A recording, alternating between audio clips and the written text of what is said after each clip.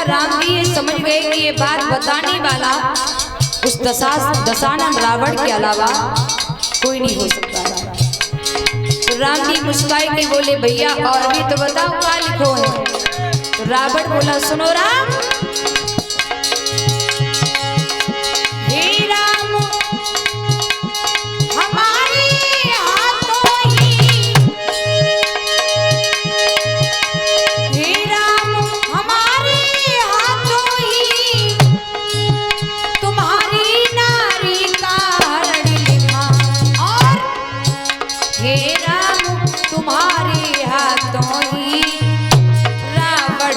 सर्वनाश लिखा।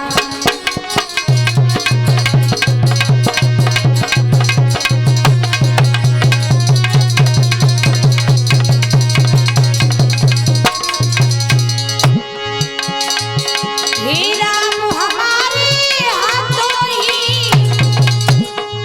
तुम्हारी नारी का हरण लिखा। हे राम तुम्हारे हाथों ही रावण का सर्वनाश लिखा।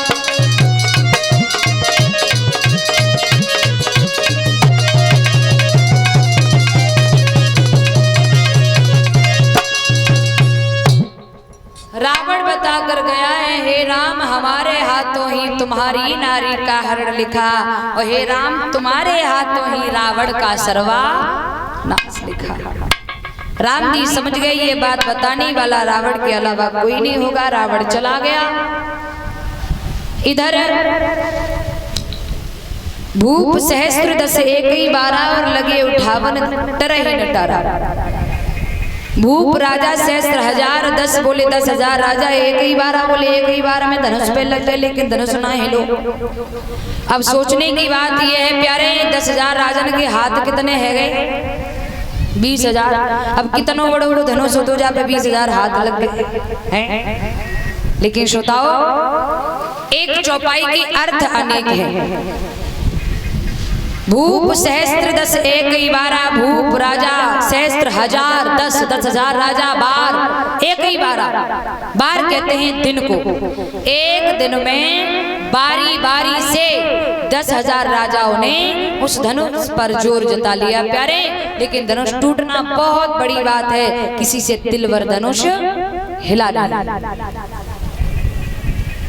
तो महाराज जनक ने देखा। महाराज जनक कहने लगे काश मुझे ये पहले से मालूम होता ये पृथ्वी वीरों से विहीन हो चुकी है तो कदापि मैं ऐसा संकल्प नहीं करता। ये बात लक्ष्मण ने सुनी। लक्ष्मण खड़े है गए कहने लगे कहा कि जनकराज ये पृथ्वी वीरों से विहीन हो चुकी है। शायद आपको नहीं मालूम है कि मैं चुप क्यों बैठा हूँ। गर आज्ञा जो गुरु की पाई जावे ब्रह्मांड की अवे हिलाए डाले। कहो सूरज चांद को निगली जाए जायम को खाक मिलाए डाले। बोले मुझे मेरे गुरुदेव की आज्ञा नहीं मिली है। अगर मुझे मेरे गुरुदेव की आज्ञा मिल गई होती ना, अरे ये धनुष धनुष क्या बड़ी चीज है, ब्रह्मांड को छाल के फेंक देता। गुरुजी ने देखो गुरुजी बोले लला लखन तुम बैठो जो तुम्हारा काम ना है। तब गुरुवर कहने लगे बैठो लखन खामोश ये काम तुम्हारा है नहीं क्यों व्यर्थ बढ़ाते जोश। लक्ष्मण को बिठायो। राम जी से गुरुदेव ने कहा है क्या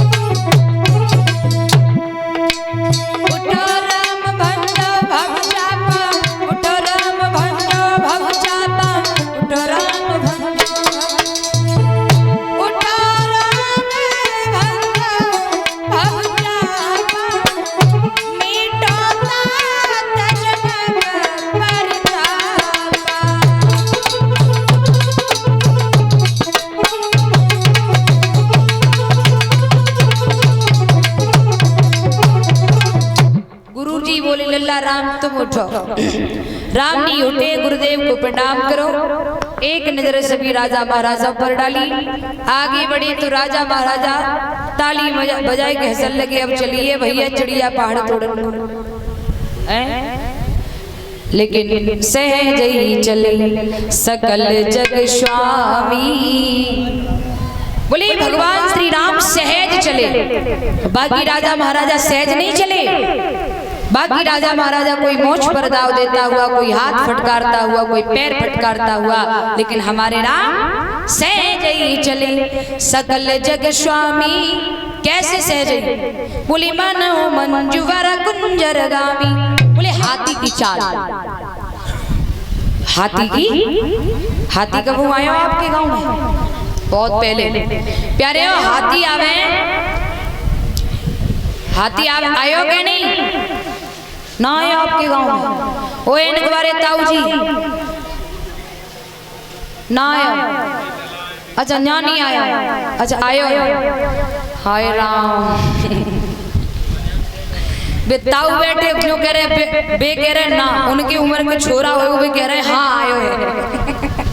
उन्हें सच्ची दरबार की आपने देखा होगा प्यारे, गांव में हाथी आए तो श्रद्धालु लोग हाथी के आगे हाथ जोड़कर खड़े मिलेंगे और ये कहेंगे भाई गणपति महाराज ने प्रणाम करिए। और जानवरों में जितने हाथ हाथी के लिए जोड़े जाते हैं प्यारे, जानवरों में शायद है उतने हाथ किसी और जानवर को जोड़े जाते हैं, है ना? हाथी के आगे श्रद्धालु लोग हाथ जोड़कर खड़े मिले होंगे आपको, लेकिन प्यारे हाथी के पीछे कुत्ते सदा भौंकते मिले होंगे। लेकिन आपने शायद अंदाजा किया हो, हाथी कभी पीछे मुड़ के देखता नहीं और कुत्ते कभी सामने आके भौंकते नहीं। बोलिए गोविंद भगवान की। यही दशा है राम जी की।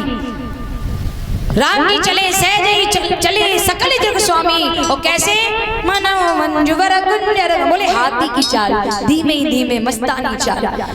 और जैसे ही राम जी आगे बढ़े तैसे राजा महाराजा कुत्तों की तरह भौंकने लगे। एक कह रहा देख ले भैया कल को छोरा और धनुष तोड़वे जा रहे हो। एक कह रहा देख भैया पहले तो तोड़ नहीं पाएगो। तीसरों बोलो देख भैया बाई चांस तोड़ भी ले है तो छोरी को लेके रास्ता में जावेगो, दो इधर से लगाओ दो उधर से लगाओ, सीता छील को जा भगा दूंगा।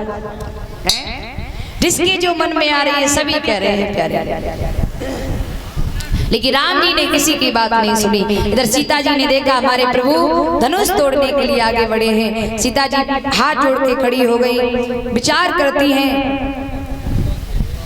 कि मैं क्या करूं जिससे धनुष हल्का हो जाए। विचार किया कि शिव जी का दिया हुआ धनुष है, क्यों न मैं शिव जी से प्रार्थना करूं। दिमाग में आई भोले बाबा भंगिया पियन में लग गए, बेहुना सुनेंगे। फिर विचार करो अब क्या करें। दिमाग में आई पार्वती को ध्यान करो। फिर सोचा कि पार्वती भंगिया घोटने में लग गई, बेबी न सुनेगी।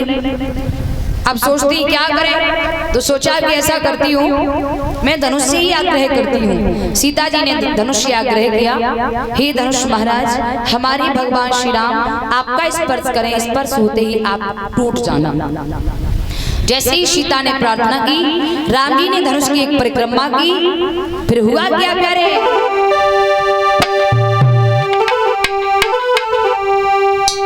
फिर पता नहीं कब झुका धनुष, आवाज एक आई कानों